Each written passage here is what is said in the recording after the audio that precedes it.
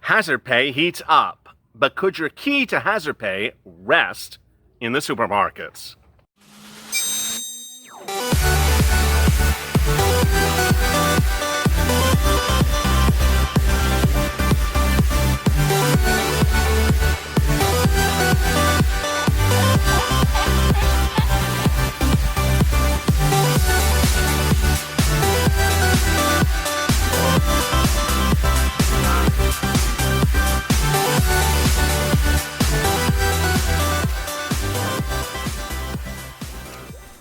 Hey, good afternoon, everybody. This is Afternoons LALATE. Hope you're good and safe. This is our 2-hour programming block that starts every day at 3:30 with a check, then goes to hazard pay, then FPUC, and finally rent assistance. This is a few days here that we're really trying to hammer standalone bills. Standalone bills, as Mark Meadows and Steve Mnuchin said, they're willing and agreeing to do standalone bills, but haven't written them. And Nancy and Chuck are literally at wit's end and doing nothing. So millions of Americans, viewers of this channel, and countless others have really stepped up and said, hey, get the checks written, get the bills written. Enough is enough. Now, hazard pay is not lost in that discussion, but where and when would the push for hazard pay occur? I'm going to get to that right now. There really is a key to how to get the hazard pay discussion pushed. And a lot of people have wondered where that push is. Obviously, I'm the channel that has really covered this every single day for, 2 months, 3 months, while broadcasters have literally not even covered the subject matter. Others have just simply forgotten about it. And it's just nowhere to be seen. And it's so much money. And it's so important. It's to ensure that you are compensated for your work during the pandemic as essential workers, and to ensure that your pay going forward, and it's also ensure that your workplace is safe. And what have we heard in return? Really nothing. So what's important for you to understand as you watch this video is what I'm going to give you advice about as follows. I've generally talked about 2 groups that are critical for you getting hazard pay. One, your fellow workers, which I'll touch on that again in a second. But the second one, this is really the focus of this channel, is unions, and especially the grocery store unions. Let me get right to the details. Hazard pay is really a push. It's a push both to get it legislatively approved, and then once approved, it's a push to ensure that your employer applies for you. If you're just new to this channel, hazard pay is not something you can apply for. You have to have your employer apply for it. So how do they do it, and how would they do it? And how do you ensure that they actually do it, and how do you make sure they do it quickly enough? Over the weekend, I detailed one company who applied for hazard pay on a state level in one state where the program was opened. And I actually reported on the day that it opened. And then over the weekend, I reported when it was closed. And guess what happened? One medical franchise or medical business that had a lot of locations and 700 employees or something came in and ate up a huge chunk of the entire allocation. It was $40 million allocated by a state for hazard pay. And that one business grabbed $8 million of the $40 million. If you don't think that would happen on a federal level, think again. There's going to be businesses out there that have hundreds, if not thousands of employees that'll go in and just literally go like the jaws of life, just sort of grab the hazard pay, while you may be sitting wandering around with your boss, unable to decide, and slowly it disappears.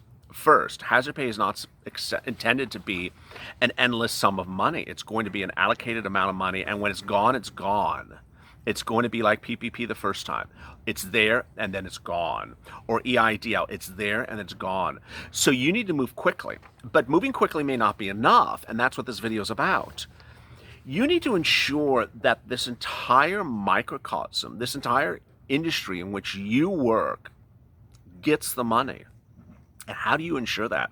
One of the most inherent abilities to do it is the unions that represent your industry. Almost all industries have unions. Your business may not be unionized.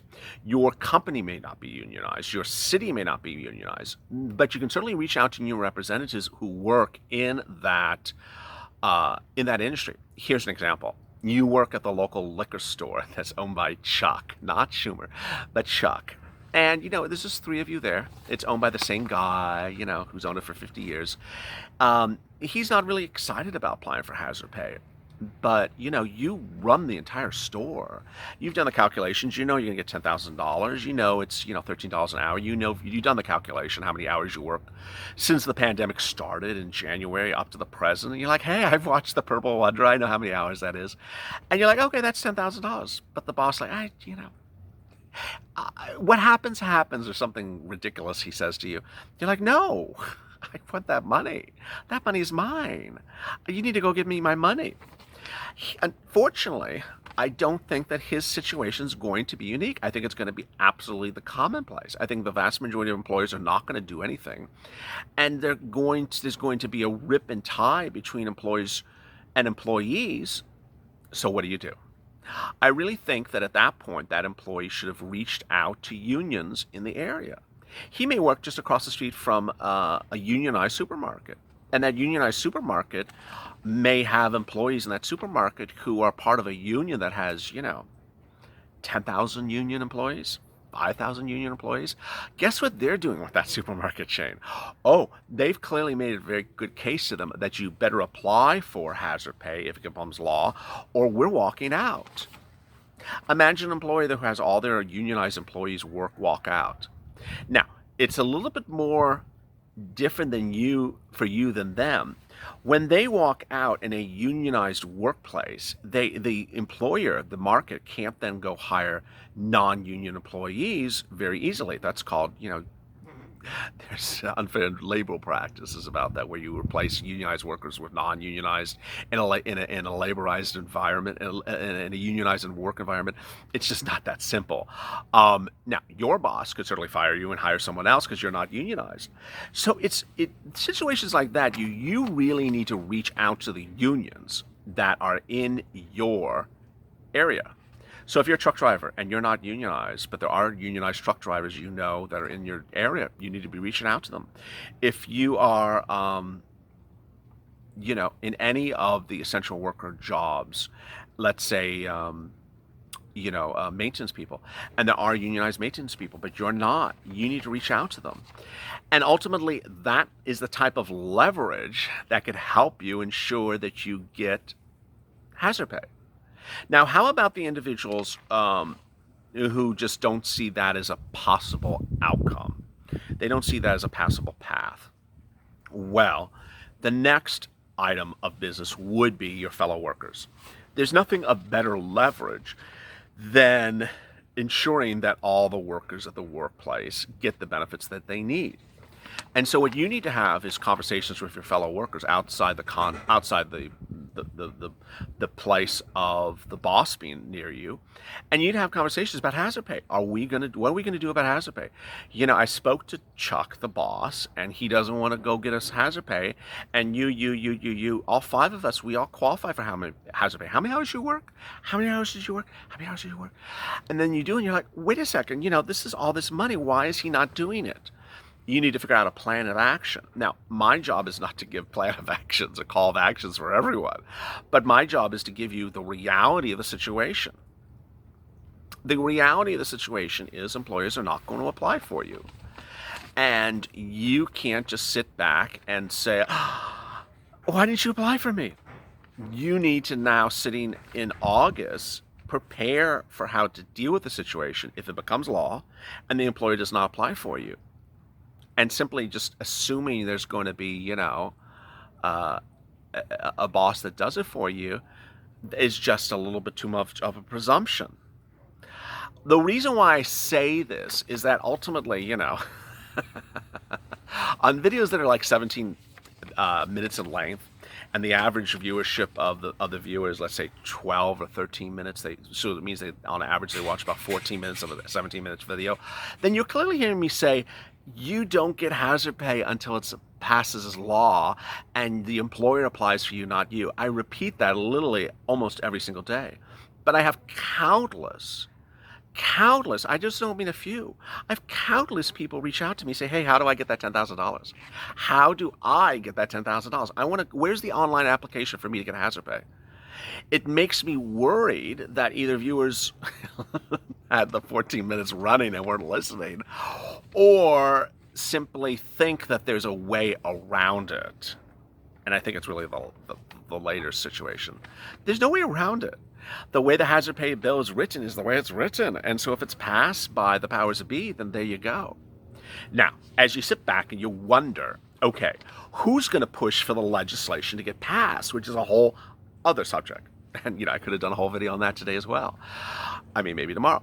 Who's going to get this legislation passed? Now, I got to tell you, the movement at the moment is standalone bills for things that are absolutely urgent at the very minute. That's standalone stimulus checks, standalone FPUC, and standalone eviction moratorium. By the way, FPUC, if you're on unemployment benefits at any time because you're at essential workplace and now you've been laid off, doesn't mean you don't get hazard pay. So I want you to make sure that you understand that.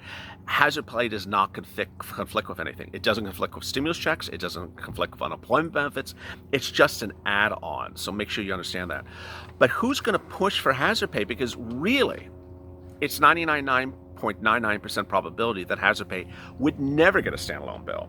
It's not an urgent situation. It's for something that happened in the past, generally. Yes, the urgency about it is the workplace safetiness, but with this group of people, they just don't see that as urgent. I do, but they don't. So they have never qualified hazard pay as an urgent thing to be done right now. That's not to say it's not going to get approved, but I don't think it's going to get a standalone bill. And so not as a standalone bill, it's in that enormous stimulus check package. And so who's likely to really get it pushed through? Again, we're back to the same thing. Unions. You need to spend your time and effort, and if you want to really get that hazard pay approved, is focus on contacting unions and say, hey, we got to get this hazard pay approved. Hey, we got to get this hazard pay approved. Tag the unions in your genre, whether you're grocery or rideshare or trucking or shipping and handling or food distribution or farming. Tag the unions because you need to get these things done.